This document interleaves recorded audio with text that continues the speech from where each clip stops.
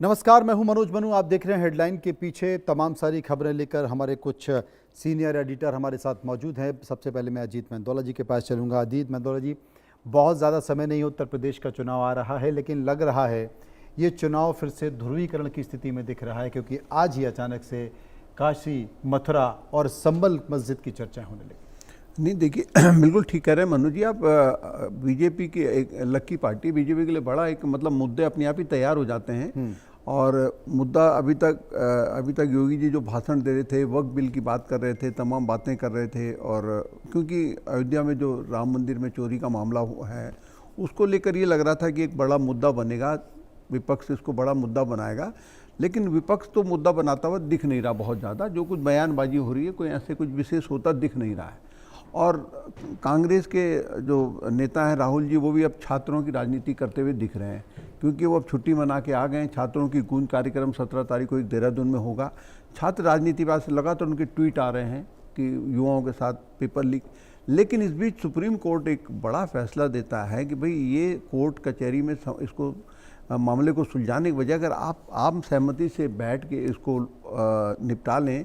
अब देखिए, मथुरा का जो मामला है, या काशी का मामला, ज्ञानवापी का मामला है, या संबल की मस्जिद जो मामला है जहाँ पूजा होती थी, मस्जिद उसको बना दिया गया था। और मथुरा में तो देखिए सारा कृष्ण जो मंदिर है, जो जन्मस्थली, उसमें पूरे मस्जिद अंदर तक गई है। तो ये एक विवादास्पद बड़े मामले हैं। और मथुरा का मामला तो बहुत तूल पकड़ रहा है धीरे धीरे।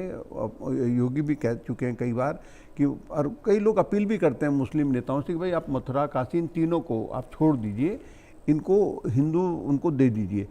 मेरा ये मानना है कि अब ये बात आज हो गई, आज मामला आया है, इसको लेकर बैठकें होंगी, दौर होगा। मुझे नहीं लगता कि आपसी बातचीत से, सहमति से मामला सुलझ पाएगा। अगर सुलझ पाता तो फिर अयोध्या का मामले को सुप्रीम कोर्ट तक नहीं जाना पड़ता, और सुप्रीम कोर्ट के दखल से फिर अयोध्या में राम मंदिर बना है। अगर पहले ये चीज़ें बातचीत से सुलझा ली जाती तो शायद राजनीति कुछ और अलग तरह की होती।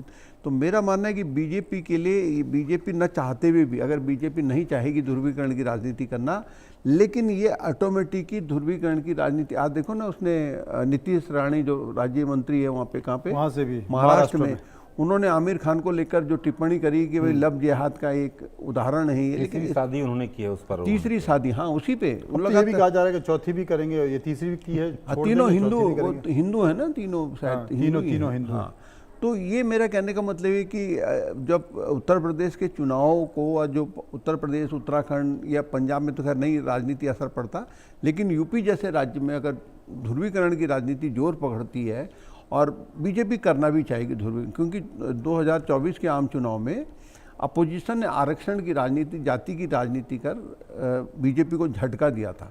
तो बीजेपी, मेरे को लगता है कि बीजेपी न चाहते हुए भी ये मुद्दा, मेरे को लगता है, चुनाव तक बढ़ेगा। राकेश जी मेरे साथ मौजूद है। राकेश जी, ऐसा नहीं है कि विकास बीजेपी सरकारों में नहीं हो रहा है। यार, अगर आप देखें तो पहले की जो सरकारें रही हैं उत्तर प्रदेश में, उनमें बिजली कितनी आती थी सबको पता है। आज बिजली कितनी आ रही है सबको पता है। जो रोड्स हैं बहुत तेज़ी से बन रहे हैं। एमएसएमई सेक्टर में काम हो रहा है। किस तरीके से जो इंडस्ट्रियल बेल्ट डेवलप हो रहे हैं तमाम राज्यों में, वो भी देखे जा रहे हैं। बावजूद अगर धर्मनिरपेक्ष की राजनीति आ रही है, तुष्टीकरण की राजनीति निकल कर आ रही है, ऐसे मुद्दे निकल कर आ रहे हैं, मंदिर मस्जिद के बीच घूम रहे हैं। अगर राम मंदिर चढ़ावे चोरी की बात हो रहे हैं तो उससे सीधे मुख्यमंत्री योगी कनेक्ट करते हैं कि साहब वक्फ में तो किसी के पेट में दर्द नहीं होता है। तो विकास की योजनाओं के बावजूद भी अगर ये ऊपर चले जाते हैं मुद्दे, तो ये मान लिया जाए कि भाई जैसे थाली होती है ना, थाली में दाल भी है, चावल भी है, सब्जी भी है, लेकिन अचार जब तक नहीं होता है तो वो अचार का जो मजा है, वो मुझे लगता है चटपटा। तो अचार यही काम करेगा, यही अचार काम करेगा। जिस तरह से मनोज जी ये मसला उठा है, आपने देखा कि मथुरा की बात हो, संबल की बात हो, अब जिस तरह से ये सवाल हो रहा है कि आखिरकार सुप्रीम कोर्ट को फैसला क्यों देना पड़ा। सर्वोच्च न्यायालय ये चाहता था कि लंबी कानूनी प्रक्रिया वाले जो मसले हैं उसका सॉल्यूशन निकालने के लिए एक समाधान समारोह 21 से 23 अगस्त के बीच में एक डेट रखा गया था, जिसमें था कि दोनों धर्म के, यानी मुस्लिम पक्ष और हिंदू पक्ष जो हैं, अगर सहमति देते हैं तो इस पर आप लोग अपने सहमति दीजिए और इसको सुलझा लिया जाए। लेकिन दोनों ओर से कह दिया कि नहीं जी, हम तो अब कानूनी पक्ष से अपने अदालत में लड़ेंगे।